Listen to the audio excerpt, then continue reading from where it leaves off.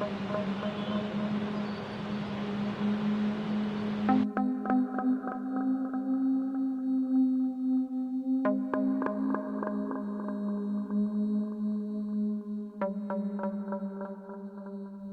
we're asking a simple question with a very complicated answer. Is corporate real estate, renovations, and construction actually back? On one hand, office utilization and leasing activity is finally trending up after the shock of 2020. On the other hand, new ground up office construction and big renovation budgets are nowhere near pre-COVID levels. This video is meant to help you read the market more clearly, whether you're on the design side, a contractor, a manufacturer, or part of a corporate facility team. So I hope you all enjoy this, and if you have any questions throughout, don't hesitate to leave a comment down below. Now let's talk some corporate real estate.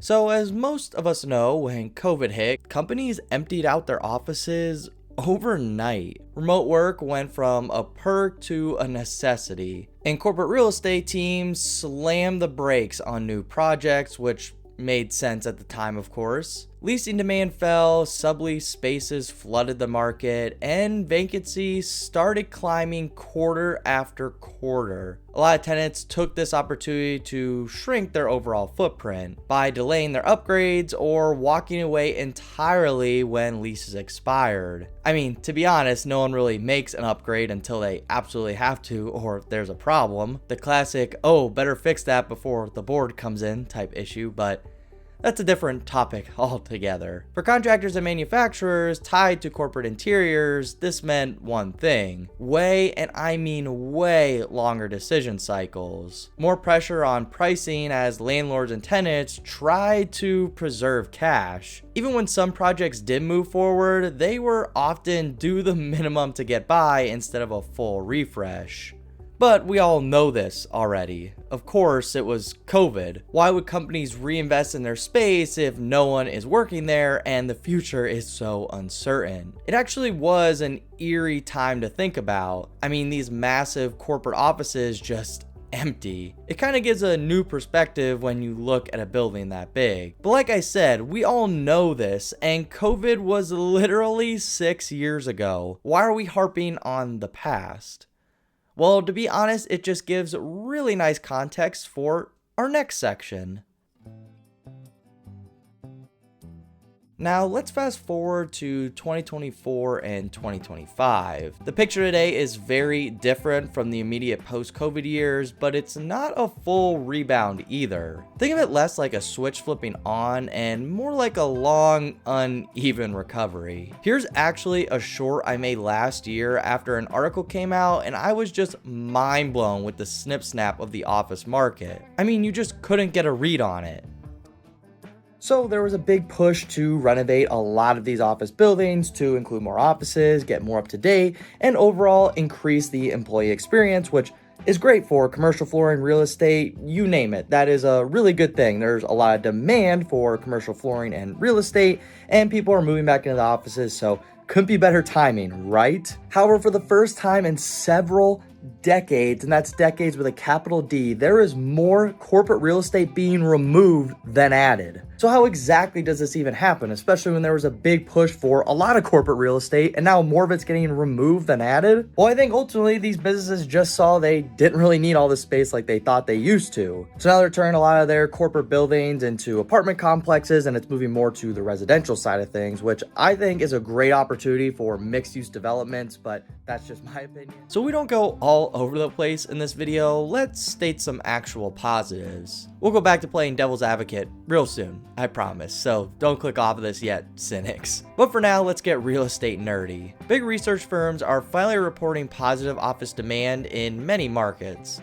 For example, US office net absorption turned positive in late 2024 and stayed positive in the back half of 2025 after 12 straight quarters in the red. Vacancy is starting to stabilize rather than spike, which is helped by three main factors. Sublease investors have started to come down from their peak. And then of course there's some obsolete buildings that are either being demolished or converted, which is shrinking a lot of the total inventory. And a lot of tenants who delayed decisions are now finally renewing or right-sizing. You can ultimately see this in lease behavior. Average lease terms for renewal actually grew through 2024, even surpassing pre-COVID levels, which is a really good thing. That stat suggests tenants are regaining enough confidence to commit to a space for longer, which is again a really, really good thing. But here's the catch. The recovery is not evenly spread out, because of course it's not. Top tier buildings in great locations / markets are winning the battle. Essentially, rents in Class A and trophy buildings have been on the rise, while lower tier buildings are under much more pressure. For the construction world, that simply translates to this. There's a stronger push for renovations and activities in those high-end buildings. They're simply competing harder for tenants. And unfortunately, there's just a much quieter pipeline in Class B and C offices that are just trying to hold on. So ultimately, COVID gave everyone a new perspective on how these spaces can be used and how to get the tenants back in the building. And clearly, a lot of factors go into these massive real estate trends, so we might as well keep moving.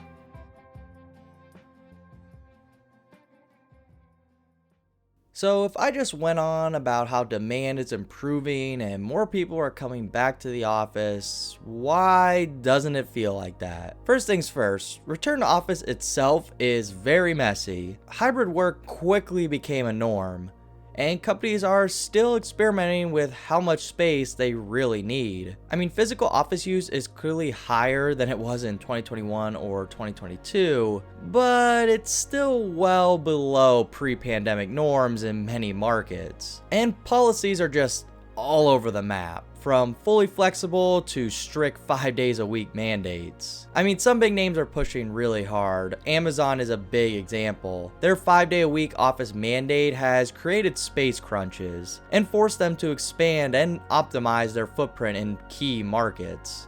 For these companies, return to office can trigger a few things. Targeted expansion in strategic / new hubs, which is why some markets could be seeing better returns than others. And of course, there is more focus on quality of space, not just quantity. But at the same time, many larger organizations are changing the playbook. They're shredding older spaces and secondary locations and consolidating into fewer, better buildings, and squeezing more utilization out of each square foot instead of adding more. So yes, return to office creates demand for renovations, but it can also lead to net downsizing and total square footage, which is a very, very unique bottleneck.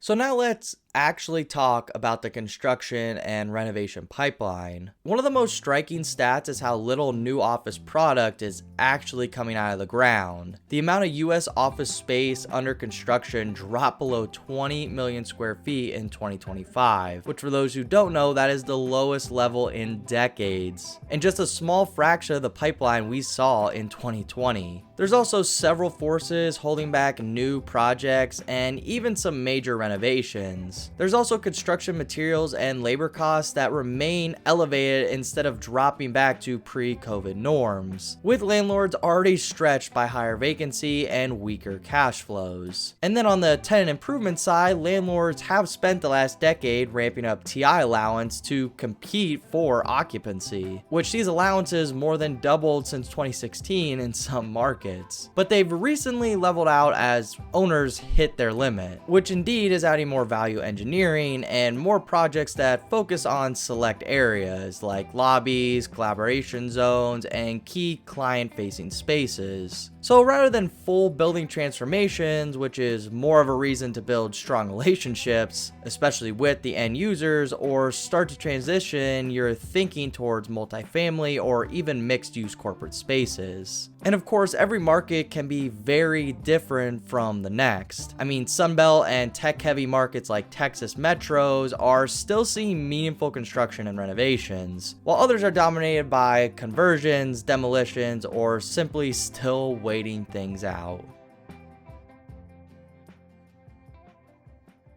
So after all of that, is corporate real estate and construction back?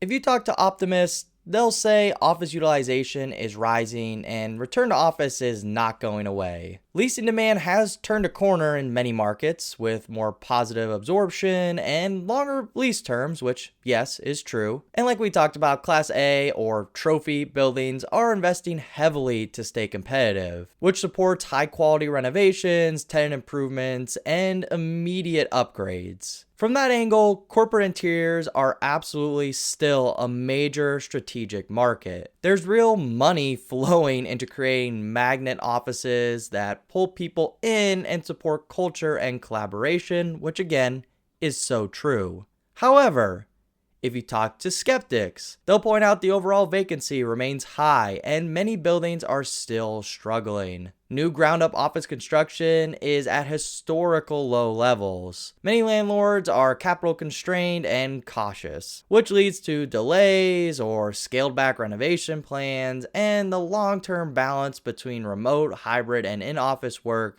is still unresolved for a lot of organizations. Somehow, and this is a massive somehow, both stories are true at the same time. The sector isn't in freefall anymore, but it's not in classic boom either. So this is where we get into the snip snap feeling. So instead of asking, is corporate back? The better question might be, which corporate spaces are being invested in, and how can we help those spaces perform better over the long term? That's where careful planning, clear performance specs, and tight execution on construction interiors really matters. The honest answer is yes, office construction is back, but not in the old way. It might never go back to the old way, which if you couldn't tell from this video, big shocker, I guess. The easy rent growth era is honestly over. The build it and they will come mindset is just gone. And broad-based new construction is muted. But the need to upgrade, reposition, and rethink corporate space is very real, and it's not going away. If you're in this industry, the opportunity is to follow the demand that is real, not the nostalgia for 2019. Focus on the buildings and clients that are still investing, and shape your solutions around flexibility, performance, and user experience. So ultimately, after battling the devil and angel on my shoulder for 10 minutes, I'll say this. If you found this helpful, let me know in the comments how corporate office projects are looking in your market. Busy, quiet, or selectively back. And if you want more big picture trend breakdowns like this, go ahead and subscribe so you don't miss the next one. But for now, everybody, I hope you enjoyed this video, and I hope to see you all in the next one.